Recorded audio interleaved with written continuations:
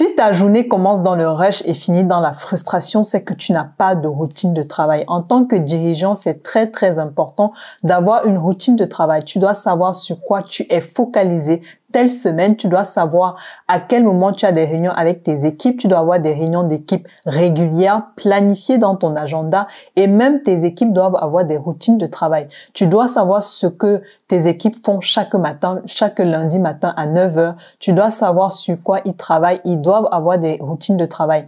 La denrée de temps est très importante. Nous avons tous 24 heures et il faut savoir manager ce temps-là. Si on n'arrive pas à manager le temps, c'est comme ça qu'on a des problèmes de productivité ou d'efficacité dans la gestion d'entreprise. C'est ce que je te propose dans cette vidéo. Nous allons voir comment organiser la routine de travail d'un dirigeant ou d'un employé. Hello, c'est Zitayomi. Bienvenue sur la chaîne Optimize Business. J'accompagne les entrepreneurs, les dirigeants de TPE, PME à optimiser la structure de leur entreprise pour sortir de l'opérationnel et éviter la faillite.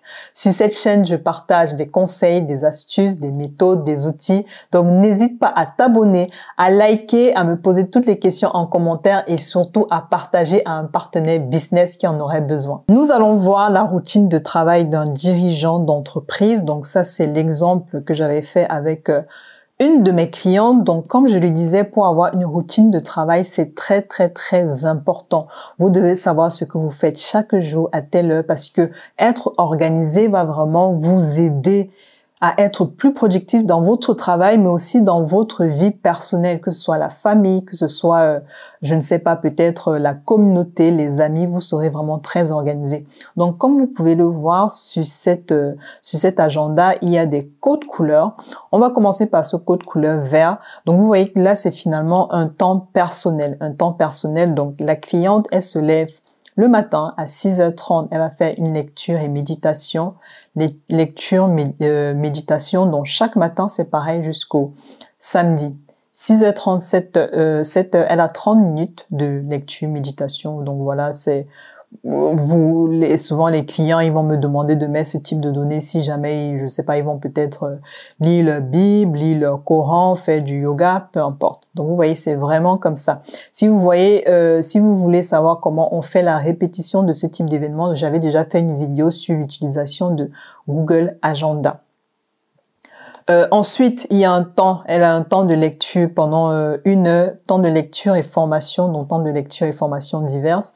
Ça peut être des formations ponctuelles, ça peut être un livre, ça peut être les journaux, donc voilà, c'est pareil, du lundi au jeudi et le samedi, le temps de lecture dure un peu plus. Donc là, vous voyez, c'est un code couleur en rose. Ensuite, donc ma cliente elle a 2 activités. Donc j'ai mis business A et business B.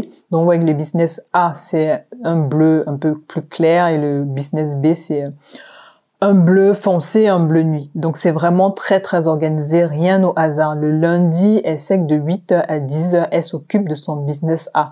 Donc la plupart du temps, vous allez souvent voir le lundi, voilà, on commence la semaine, il faut voir peut-être revoir les objectifs de la semaine. Donc, il y a certains qui vont le faire soit le lundi, il y a d'autres qui vont faire peut-être le vendredi. Donc, elle a choisi de le faire le lundi. Donc, ce sont des discussions qu'on peut avoir pour organiser vraiment au mieux sa semaine. Donc, voilà, là, on regarde ensemble les objectifs. Elle regarde avec ses équipes les objectifs de la semaine. Et après, de 8h à 10h, donc vous voyez, c'est toujours un même code couleur, toujours par rapport au business A.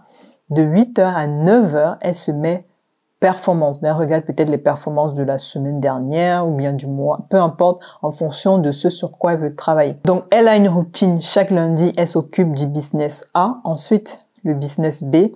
À midi, elle a décidé de faire des calls. Ça peut être des calls soit avec des clients, soit avec des prospects, soit avec son équipe. Elle a une équipe qui est à distance. Il y a une équipe en présentiel, il y a une équipe à distance. Donc voilà, ça c'est vraiment call. Parce que vous allez voir souvent les clients, ils sont dispo entre midi et 13h. À l'heure de leur pause, ils peuvent peut-être décrocher pour prendre vos appels. Après, elle fait son sport. Son sport, là on l'a mis dans la partie perso, donc ça en vert. Vous voyez, c'est avec cette couleur-là. Elle fait son sport. Elle fait pas le sport le mercredi. Et ensuite, l'après-midi, elle continue. Donc là, elle travaille, elle est focus sur le business A. Donc le matin, c'est souvent c'est du contrôle. On regarde les indicateurs. On fait peut-être des réunions avec les managers, avec ses superviseurs.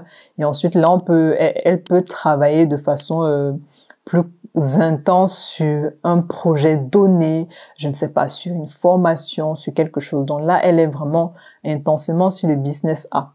Et après, de 17h à 21h, c'est vraiment famille. Donc, avec son partenaire, ils se sont organisés. Donc, le soir, c'est elle qui récupère les enfants chaque soir. Et le matin, c'est lui qui les dépose. Donc, vous allez voir, c'est pour ça qu'il n'y a pas forcément la partie famille au début. Donc, ça, c'est après dans l'agenda. Après, dans les détails, on n'entre pas forcément dans les détails de qui fait quoi. Mais au moins, là, elle sait que à partir de là, en tout cas, elle est en famille, ce n'est plus le business.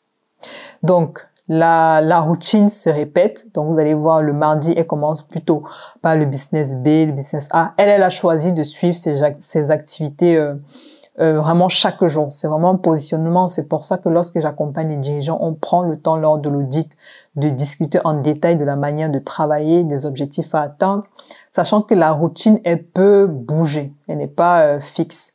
D'un mois à l'autre, ça peut bouger. D'un trimestre à l'autre, ça peut bouger. Donc le mardi, elle commence plutôt par le business B. Donc ça veut dire que ses équipes aussi sont prêtes pour travailler avec elle le business B. Et vous voyez que finalement, c'est important d'avoir une routine de travail parce que voilà, j'ai travaillé avec certains dirigeants qui se disaient oui, bon, à tout moment, je peux contacter n'importe quelle équipe. Des dirigeants qui avaient plusieurs équipes. C'est vraiment important de se dire, même votre équipe doit être préparée. Ça n'exclut pas des réunions, des calls ponctuels, mais votre équipe doit être préparée.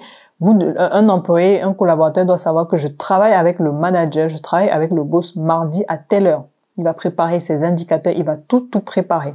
C'est pour ça que c'est important d'être organisé.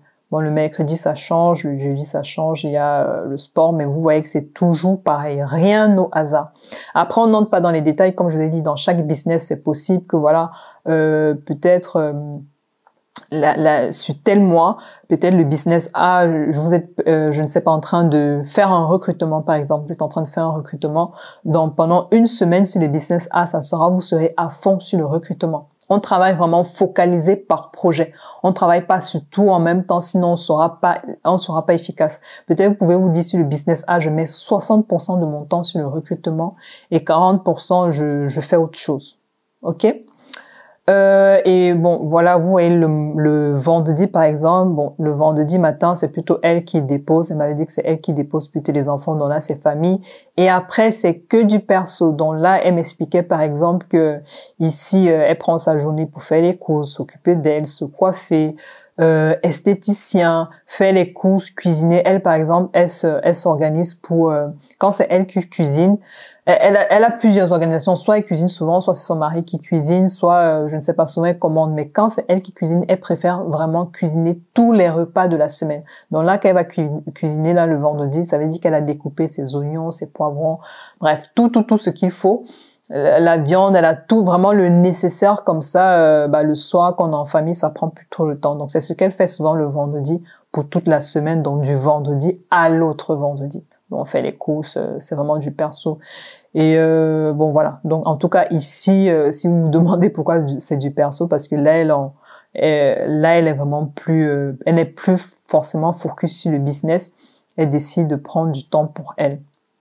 Et après là, normalement ici c'est un autre code couleur. On va mettre en orange. Là c'est sortie. Je pense qu'elle a un groupe d'amis. Donc voilà, c'est sortie, dîner, je sais pas, chaque vendredi. On peut mettre en sortie, on peut mettre en ami, on peut aussi laisser en vert, hein, comme c'est du perso finalement. Et le samedi, voilà, lecture, méditation et routine. Donc vous voyez que c'est vraiment rien au hasard. Les codes couleurs vous aident. Et c'est comme ça que on se réveille. On ne se réveille pas pour faire des choses au hasard. On ne se dit qu'est-ce que je fais dans telle activité? Oh, qu'est-ce que mes équipes devaient voir? C'est clair.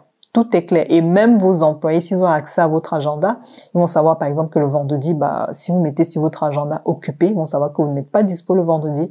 Ils vont savoir que le mardi de 8h à 11h30, vous n'êtes pas dispo. En tout cas, vous n'êtes pas sur leur activité. Et par contre, vous recommencez. Si c'est l'équipe du business A, ils vont voir que vous êtes disponible encore à partir de 14h. Rien ne se fait au hasard. C'est pour éviter des coups de fil, impromptu, oui, non, je ne suis pas... En fait, on évite vraiment le maximum de choses qui n'ont pas besoin d'aide. Si les choses sont planifiées, Si les choses sont organisées, vous serez plus efficace.